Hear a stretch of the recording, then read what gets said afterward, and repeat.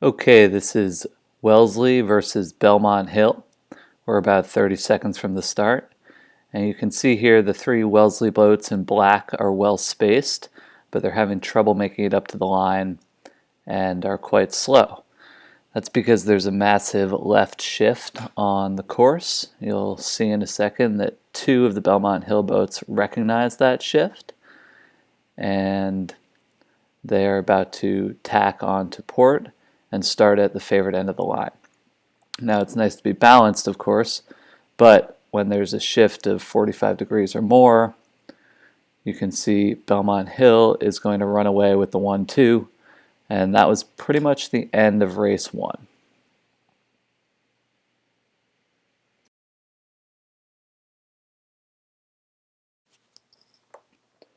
Okay, so we're going to skip ahead to race number 2 here.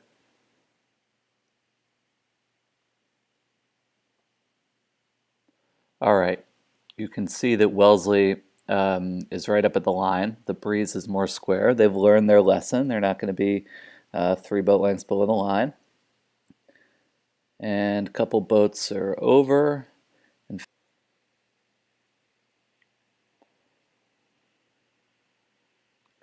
So boat 1 realized early.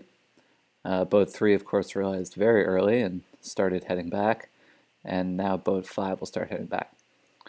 Okay, so boat 2 is probably in the 2, which means that they have one job right now, which is to not let 6 get past them. And they're in a decent controlling position, but they are starting to get spit out just a little bit, right? They were a little bit too close. They're getting some dirty air. 6 is gaining, and pretty soon 6 will be able to tack and cross. So wisely, they decide to bail out before they fall further behind. Now, if we look farther back the course, it looks like Belmont Hill has a 1-3-6. I believe boat 2 is still ahead of boat 4, or is now ahead of boat 4, because the left seemed to have a little bit more breeze, but we will get a better idea when they come back together. Take a moment and appreciate the difference in angle that boat 2 and boat 6 are sailing. Now, this could be due to a variety of factors. On Lake Cochituate, it's most likely they're just in slightly different breezes. But it could also be that 6's jib is trimmed a little bit tighter, giving them a higher angle of attack. They could also be getting that tighter entry angle due to a tighter forestay, although I don't think that's the case in this case because there's just not that much breeze. Okay, so we're getting in towards the windward mark. Boat 2 has now lost control of both of the boats that they could potentially have been in control of, right? They didn't tack out and cover boat number 4 when they tacked out, and they were not able to hold their windward quarter position on the boat that's in the 1. So Belmont Hill now has a 1-2. Okay, but as we get in towards the windward mark, we're going to see that, in fact, the Belmont Hill boat, boat 4 that I just said was in the 2, has overstood their ley line really significantly. And we get a little bit of a right shift, which is helping out the black boat number 2. Okay, let me pause it for a second and show you the opportunity that boat 2 has to enact a play 2. Right here, they're clearly in the zone. They're within 2 boat lengths of the mark. If they tack and round the mark, they're not going to have any opportunity to control boat 4. If they continue to hold right there just shy of the mark, boat 4 is going to have to duck them, which will then put boat 2 in control of boat 4. If they send boat 4 all the way to the back, or at least all the way to behind their teammate who's in the 5, they will have successfully completed a play 2. Boat 2 does not do that, and they tack around the mark, and we go to the offset. Remember, when the other team has a 1-3, the goal is almost always to accomplish a play 2 before they are able to accomplish a play 1.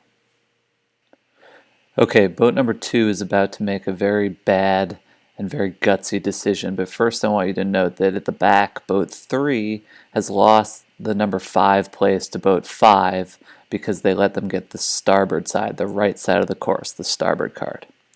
Meanwhile, in the front, boat 2 has sailed into an overlap with boat 6, which is giving boat 6 control of her. This should allow boat 6 to easily accomplish a play 1, and you can see boat 4 starts heading downwind. Incredibly, boat 6 does not take up boat 2, and boat 2 is able to roll over the top of boat 6, get the better breeze, and get the 1. That is not how it's supposed to happen, but it does work out pretty well. Meanwhile, Belmont Hill, boat number 4, had a really terrible jibe into what looks like the headed tack, and Wellesley, boat number 1, was able to make really large gains on them.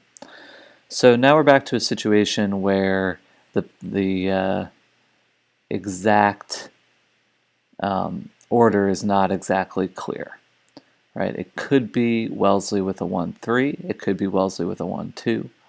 In any case, the primary concern is staying ahead of your pair, or staying in control of your pair, depending. Boat 1 is doing a really nice job of spending some of his speed and his lead to get over to a position where he's certain that he's going to be ahead or inside overlapped of boat number 6.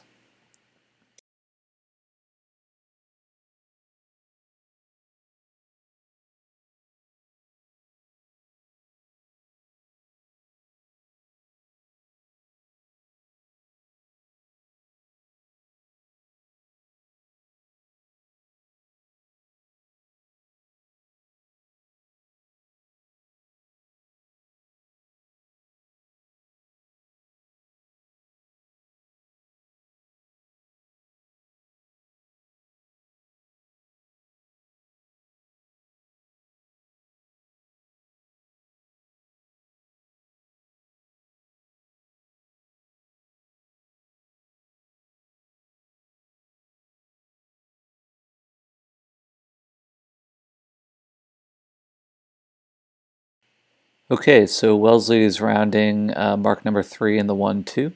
Should be pretty easy to take this race, and let's watch what happens. So boat number 1 is going to do exactly what they're supposed to do. They're going to tack around mark number 4 because they're the boat in front. They can afford the extra tack. And boat number 2 is going to do exactly what they're supposed to do and continue forward on the port tack. Now, after this, all they have to do is cover their pairs. Unfortunately, boat number 2 fails to see that there is a pretty large shift on the course. There's a right shift, right? And she now has tacked to cover boat number 1's pair, and the boat all the way on the left is totally free, uncovered. This was one of those instances in team racing where the wind dictates your behavior more than the basic strategy. So you can see that the first boats to tack have ended up way out in front. Boat number 2 is now at best in the 3. You can also see that she's starting to lose her position and now has dropped all the way to the 4, and that's just the other boat sailing faster. Okay, so let's back up for just a second and look at some of the options. Here we are right after they've rounded mark 3. Option 1, get out of balance, follow her teammate in boat 1, and get to the breeze as quickly as possible. That probably would have worked fine. Option 2, let me roll it now. Option 2 is to stay with boat 6 at all costs. So here she lets 6 get the starboard card, and that's pretty much the ball game. If she'd continued sailing out on port and waited for 6 to tack and then gone into a loose cover, driving them to the left side of the course, she probably would have held on to the 3, if not the 2. Obviously, the boats that went to the left early are going to be in the 2. She also could have gone into a tight cover going left because the left side is the favored side of the course in this race. Okay, so here we are back at the end. The drone's about to run out of batteries, so we're not going to see the final shenanigans that boat 1 tries to pull back a winning combo.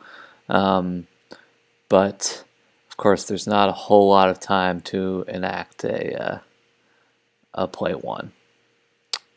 So that was it.